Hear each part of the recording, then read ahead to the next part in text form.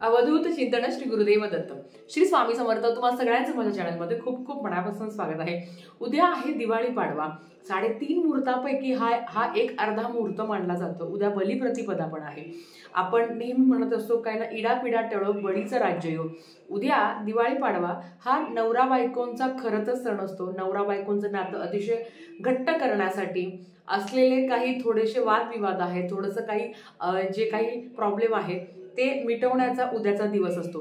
जे 3.5 मुहूर्त आहे त्यातला एक आहे गुढीपाडवा, दुसरा आहे अक्षय तृतीया, तिसरा आहे दसरा आणि जो अर्धा मुहूर्त आहे तो आहे दिवाळी पाडवा.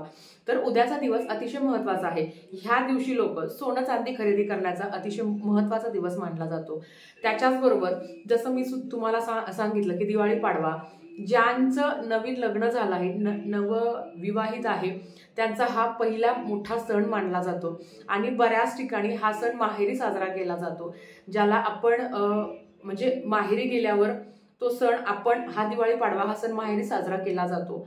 बऱ्याच ठिकाणी असं केलं जातं कारण ह्या दिवशी जावई पण आपल्या सासूरवाडीला जातो आणि त्यालाही काय तो त्याचा मान सन्मान आहे किंवा त्यालाही आहेर दिल्या जातं.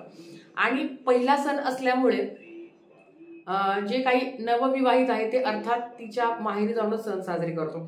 उद्या पाडवा असल्यामुळे असा काय उपाय आहे की नवरा बायकोंचं, आता जगात असतं कुठलंच नवरा बायकोचं नातं नाही की त्याच्यात थोडेसे तरी वादविवाद होत नाही, पण जर ते वादविवाद विकोपाला होत असतील किंवा नातं तुटायची वेळ आली असेल तर तुम्हाला काही उपाय सांगणार आहे. बघा, सगळ्यात महत्त्वाचा हा उपाय काय मी स्वतः तयार केलेला नाहीये, हा केंद्रातला उपाय आहे.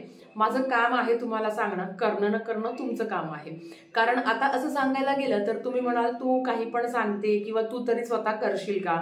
जर तुमच्या नात्यामध्ये अडचणी असेल, जर नवरा किंमत देत नाहीये, खूप अडचणी आहे, नातं तुटायवर आलं आहे, अशा वेळेस आपण नाही ते उपाय करत असतो. मग हा उपाय केला तर काय वाईट आहे. तुम्हाला माहिती आहे की नवरा हा साक्षात शंकराचं रूप मानलं जातं की मग आपण बऱ्याच वेळा म्हणत असतो की माझा भोळा महादेव, आणि सवाष्णी म्हणजे नवरा हा शंकराचं रूप मानलं जातं आणि बायको ही पार्वतीचं रूप मानलं जाते. जो काही उपाय सांगणार आहे तो तुम्हाला करायचा आहे, करण्याचा प्रयत्न करा. ज्यांना पटत असेल त्यांनी करा, ज्यांना नाही पटत त्यांनी नाही केलं तरी चालेल. आता काय करायचं आहे, उद्याचा दिवस नवरा बायकोंसाठीच असतो. तर उद्याचा दिवस आपल्याला नवऱ्याला आंघोळीच्या पाण्यात, नवरा म्हणजे बायको नवऱ्याला आंघोळ घालत असते, आंघोळीच्या पाण्यात तुम्हाला थोडंसं हळद टाकायची, थोडीशी हळद टाकायची आहे. पंचगव्य घरात असेल तर अतिशय उत्तम. थोडंसं पंचगव्य तुम्ही टाका त्यांच्या आंघोळीच्या पाण्यात. पंचगव्य नसेल तर घरात प्रत्येकाच्या घरात हळद असते, चिमूटभर हळद त्यांच्या आंघोळीच्या पाण्यात टाका.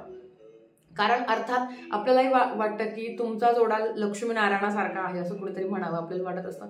आणि हळद हे भगवान विष्णूंना समर्पित असतं कारण तो पिवळा कलर आहे. म्हणून चिमूटभर हळद तुम्हाला टाकायची आहे. चिमूटभर हळद त्या पाण्यात टाका आणि आपल्या नवऱ्याला अभ्यंग स्नान, उठण्याने नवऱ्याला आंघोळ घालायची आहे. आंघोळ घातल्यावर नवरा आंघोळ करून बाहेर आल्या कारण अर्थात माहेरी जायची घाई असते आपल्याला आणि ते प्रत्येकालाच होतं की उद्या आपल्यालाही माहेरी जायचं आहे. नवरा आंघोळीवरनं बाहेर आल्या त्यांनी कपडे घातले की लगेच त्यांचं औक्षण करायचं असतं. बऱ्याच ठिकाणी असं होतं की बाथरूम मध्येच नवऱ्याचं औक्षण केलं जातं. तुमच्याकडे ती पद्धत असेल तर ती तुम्ही आवर्जून करा. बऱ्याच ठिकाणी असं होतं की दिवाळी म्हणजे लक्ष्मीपूजन, बलिप्रतिपदा ह्या 2 दिवशी बाथरूम मध्येच नवऱ्याला ओवाळलं जातं. म्हणजे त्यांची आंघोळ झाली की लगेच त्यांना बाथरूम मध्येच ओवाळायचं. तुमच्याकडे ती पद्धत असेल तर ती करा, नाहीतर ते बाहेर आल्यावर त्यांनी कपडे घातल्यावर त्यांना तुम्ही औक्षण करा. आता औक्षण कसं करायचं लक्षात घ्या. एरवी आपण औक्षण करत असताना सोन्याचा चांदीचा वापर करत असतो, पण औक्षण करताना पाडव्याचं औक्षण करताना सुपारीचा वापर करायचा असतो. कारण सुपारीसारखा टणक त्याचं आयुष्य व्हावं म्हणून ही आपल्याला प्रार्थना करायची असते. सुपारीचा वापर करावा. ताट कसं करायचं, एरवी आपण जसं यमदीपदानाला आपण जो दिवा केला होता त्याच्यात हळद टाकायची गरज नाही, मीठ टाका. नॉर्मली तो दिवा करा. कणकेचा दिवाच उद्या करायचा असतो. त्या कणकेच्या दिव्यासोबत 2 मुठुळे किंवा म्हणजे आमच्याकडे त्याला मुठुडेच म्हणतात, तर ते 2 मुठुडे असे त्याच्या साईडने ठेवायचे. तो दिवा लावायचा, दिव्याला पण हळदी कुंकू लावायचं, तेलाचा दिवा लावायचा, कुठलंही तेल वापरा. 2 दिव्या मिळून एक वात तुम्हाला ठेवायची आहे आणि फक्त हळद कुंकू, अक्षदा, सुपारी आणि गोडधोड काय असेल ते एवढंच तुम्हाला ताटात ठेवायचं आहे. आधी नवरा बसल्यावर त्यांच्या डोक्यावर टोपी असणं महत्वाचं आहे.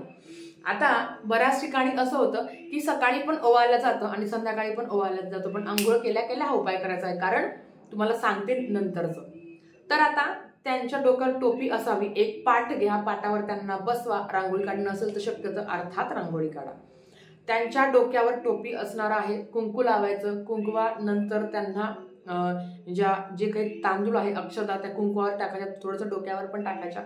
जी सुपारी आहे ती अशी, आता फ्रंट कॅमेरामुळे उलट वाटत असेल, पण सुपारी अशी क्लॉकवाईज म्हणजे गोलाकार सुपारी फिरवायची, अशी त्या ताटाला स्पर्श करायची, परत सुपारी घ्यायची, परत अशी उलटी फिरवायची, ताटाला स्पर्श करायची, परत घ्यायची, अशी सरळ फिरवायची.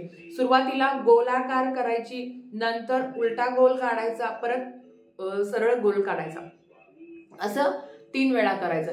ते केल्यावर ताट खाली ठेवायचं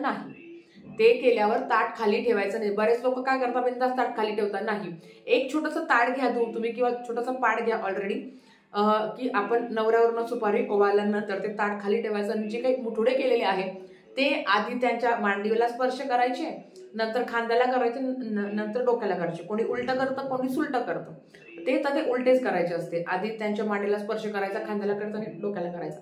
हे करायचं आणि 3 वेळा हे करून झाल्यावर ते जे काही मुठुडे आहे ते ताटात ठेवायचे आणि 3 वेळा औक्षण करायचं.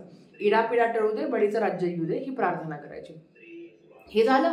आता सगळ्यात महत्वाचं, जगातली कुठली स्त्री आपल्या नवऱ्याकडनं जास्त अपेक्षा करत नाही. म्हणजे हे शास्त्रच आहे की ती काही तुम्हाला म्हणणार नाही की मला सोन्याचा दागिना घ्या, किंवा नवऱ्याने पण सोन्याचा दागिनाच घेतला पाहिजे, चांदीची वस्तूच घेतली पाहिजे, साड्याच घेतल्या पाहिजे, असं नाहीये. फक्त ते ताट रिकामं जाऊ देऊ नये याच्यासाठी त्यांना सांगायचं की दक्षिणा त्या ताटात काहीतरी ठेवा. मग ते 50 रुपये ठेवा, 100 रुपये ठेवा, काहीतरी ठेवा. आणि तो घरातल्या सवाष्णीचा मान असतो म्हणून ते नवऱ्याने पण त्या ताटात काहीतरी ठेवायचे असतात. तर 50-100 रुपये कुठलाच नवरा ठेवू शकत नाही, किंवा त्याची हिंमतही होणार नाही 50 आणि 100 रुपये ठेवायची. काय असेल ती यथाशक्ती. पण आजकाल एवढं चांगलं झालं आहे की नवरा बायकोला खरंच सोन्याचा दागिना करतो, साडी घेतो. जरी नाही घेतली तरी जे काही आहे त्याच्यात आनंद मानायचा असतो, कारण हे आपल्या नवरा बायकोच्या प्रेमाचं प्रतीक असतं. पैसे देऊ, वस्तू घेऊ, जे आहे समाधानी राहा. आयुष्यात समाधान आणि प्रेम असणं खूप महत्वाचं आहे, रादर दॅन या सगळ्या गोष्टी. जे काही दिल ते आनंदाने स्वीकार करा. ते झाल्यावर नवऱ्याच्या पाया पडायचा. आता जो तुम्हाला उपाय सांगणार आहे तो उपाय अतिशय महत्वाचा आहे. परत एकदा सांगते, पटत असेल तर करा, नाहीतर सोडून द्या. उपाय काय मी बनवलेला नाहीये. तुम्हाला काय करायचं आहे, आंघोळ केल्या केल्या जेव्हा ते बाहेर येतील तेव्हा त्यांची पाय धुवायचे. औक्षण केल्यावरच तुम्हाला त्यांची थोडीशी पाय धुवायची आहे. पूर्ण पाय म्हणजे पायाची बोट आहे थोडेसे ते धुवायचे आहे. धुतल्यावर जसं आपण कन्यांचं पूजन करतो बघा, त्यांचे पाय धुतो, त्याच पद्धतीने नवऱ्याचे पाय धुवायचे असतात. ते पाय धुतल्यावर फडकं असेल किंवा कपडा असेल त्याने पाय साफ करायचे आणि त्याचं तीर्थ आहे ते प्राशन करायचं असतं. ज्यांना पटत असेल त्यांनी करावं, ज्यांना नाही पटत त्यांनी नाही करावं. हे माझं काम आहे सांगणं.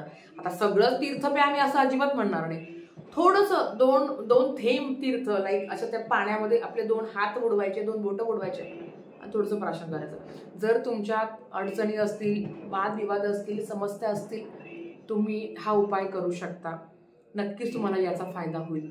हे करून बघा, फायदा झाल्याशिवाय राहणार नाही. बाकी तुमची इच्छा. तर अतिशय छोट्याशा माहितीसोबत उद्याचा पाडवाही आपल्याला छान पद्धतीने साजरा करायचा आहे. जे काही दिलं आहे त्याच्यात समाधानी माना. आणि मी बायकोसाठी काहीच करणार नाही असंही करू नका. ती आहे म्हणून तुमचा संसार आहे. तिच्याही चेहऱ्यावर तुम्ही थोडीशी जरी 5-50 रुपयाची वस्तू जरी घेतली तरी तिच्या चेहऱ्यावर आनंद आल्याशिवाय राहणार नाही. आणि तो आनंद लाख मोलाचा असतो, कारण घरातली स्त्री जेव्हा आनंदित असते तेव्हा त्या घरात अखंड लक्ष्मी नांदते. तर झालेली सेवा महाराजांच्या चरणी मी रुजू करते आणि आजचा व्हिडिओ इथेच थांबवते. आवडला तर लाईक, शेअर, सबस्क्राईब करा. भेटूया परत अशाच एका नवीन व्हिडिओसोबत. श्री स्वामी समर्थ.